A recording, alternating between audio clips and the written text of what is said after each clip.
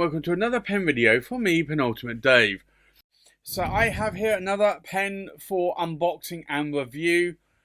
This, you can see here, is a Montblanc. It's a special Montblanc.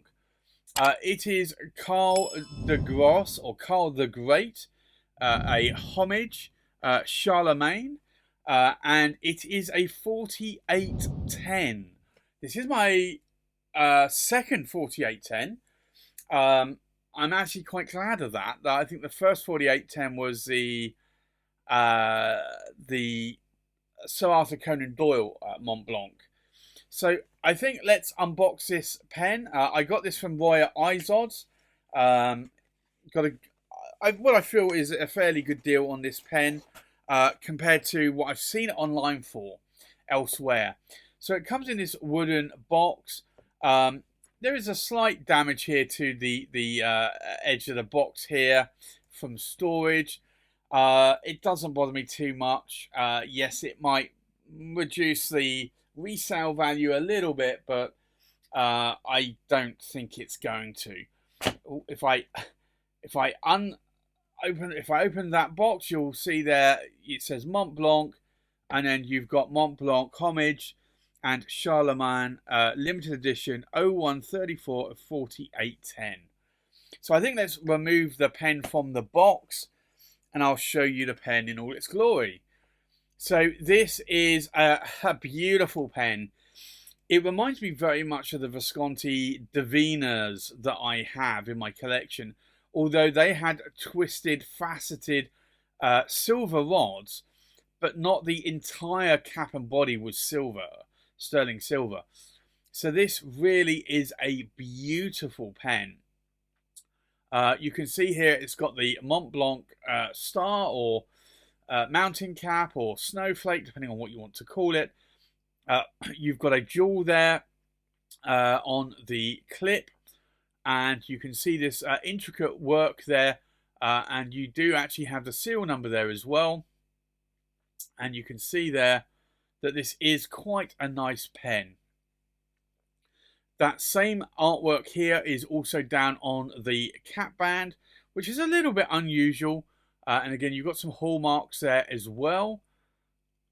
And you can see that it then tapers down from the cap onto the body. Again, these facets twist around the pen. You've got another intricate scroll work there of design. And then you've got the piston filling knob, because this is a piston filling pen. It is a heavy pen as well. If I unscrew the cap, I'm just going to wipe that nib off because a little bit of ink or nib creep there. You can see here, it's got a number 6 size and it's a 4810 nib. This is a medium nib with an ABS plastic feed. It is a piston filling pen. It's a fairly decent size in my hand. It's not massively oversized. It's a little bit on the short side, I'd probably say. It's comfortable though. You have a concave section here, and you've got resin threads, black threads there, and you've also got resin threads in the cap there as well.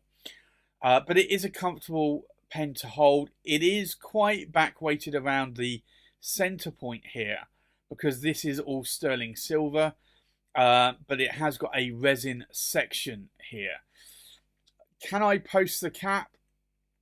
I can do, and it will post onto the back of the body and not the actual piston knob, which is a nice thing, because I'm always scared of, by doing that, maybe pulling or snapping off the piston knob. I've never done it before.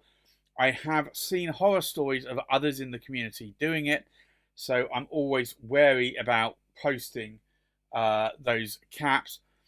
But this is a beautiful, beautiful pen. Very, very glad that I added this to my collection. You can just see here how beautiful this pen looks. It is a 4810, so these are not cheap, but I did pick it up for a very, very good price. So for that, I think that is definitely worth it. So I'd like to thank Roy from Izod's for taking my money and allowing me to buy this pen. So I think with that, let's do a size check, we'll do a weight check, we'll do a pen comparison, and then we'll do a writing sample. So the full size of the pen, we are looking at about 140 millimeters in length. So it probably is not going to be that long once I uncap the cap from the body. The length of the cap is about 65 millimeters in length. So let's now take a look at the length of the body. And I did say it's not going to be as long as 140 millimeters. It definitely isn't. It's going to be about 123 millimeters in length. So this is probably as short as a pen that I would really want to go for. It is on the short side for me. I have other pens that short, but also thinner, like well, I did have actually. I sold it to a friend, an Edison Perlette. That was around about 123 millimeters, I think. That was a long time ago. I typically don't want anything less than 123. I kind of thought when I bought this that it might be a little bit shorter. A friend that I have also has one of these. I didn't get to see it because he's in the US, but he did also warn me that it's a little bit on the shorter side, but I would love this pen. And I do love this pen. So I'm very, very glad of that. So I think with that, let's do a weight check.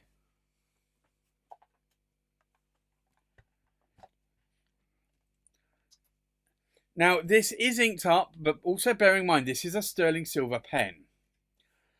This is just over 61 grams in weight. The weight of the cap, we are looking at 28 grams. That's a heavy cap.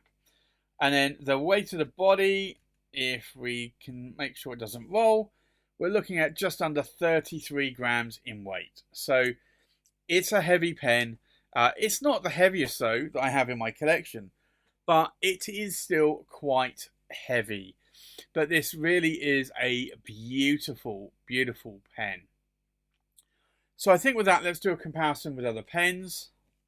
So from left to right, we have a Mr. Cypress Koh-i-Noori Deep Light 3, a Mr. Cypress Koh-i-Noori Deep Light 1, a Mr. Cypress Eggshell 05A, a Mr. Cypress Eggshell 06. We have the Montblanc, and this is the 4810 Karl Der Grosse. We have a Mr. Cypress Maple in the Forest, a Mr. Cypress Raden Dragon, a Mr. Cypress Eggshell 01, a Tweeko Seishu Dragon in red, and a Tweeko Seishu Dragon in green. So I think let's now go and do a writing sample.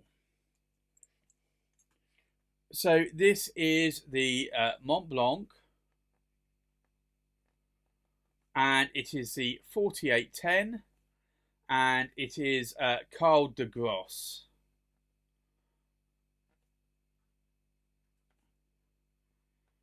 And it is a medium, and it is an 18 cat gold nib.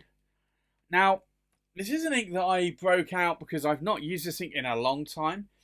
And it is Pelican, Edelstein, and it's Moonstone. And I wanted a lighter grey ink because of the sterling silver, and I think that kind of matches up with the pen. In terms of line variation, I'm saying here, with no pressure, I'm getting probably a Western fine. With a bit more pressure, I'm getting a Western medium. If I do the figure of eights, you can see there me applying some pressure and some more vertical lines. There's no hard starts or skips on this nib. In terms of ink wetness, let's take a look. And I was going to say that this is actually more of a dry writing ink, but that is actually still pretty wet. It's almost bordering on being a fire hose of a nib there with that ink. What do I like? What do I not like about this pen? Well, I fell in love with this pen as soon as I saw it. I knew I had a friend in the US that had one of these. And when I saw this, and when he saw this, he said this was a really, really good price. And I would be silly to turn this one down. So thank you, Tony, for that one, enabling me once again. And thank you for Roy for taking my money as well. It wasn't a cheap pen. It wasn't an expensive pen to what this would cost brand new. And certainly not as expensive as some people are selling it online for. So I'm very glad about that. What do I like? What do I not like? I like the pen. I like the sterling silver. I like the twisting facets. I like the gold accents here, the cap bands. I like everything about this pen. I like that it's a piston filling pen. There really isn't anything that I dislike about this pen, other than maybe if I had the choice, I'd go for a longer version of this pen, but Montblanc don't do a longer version of this pen. So that isn't an option, unfortunately. I would like it maybe a little bit longer, maybe another, I don't know, 10 millimeters or a centimeter longer, perhaps. But I really am liking this pen and writing with the pen as well.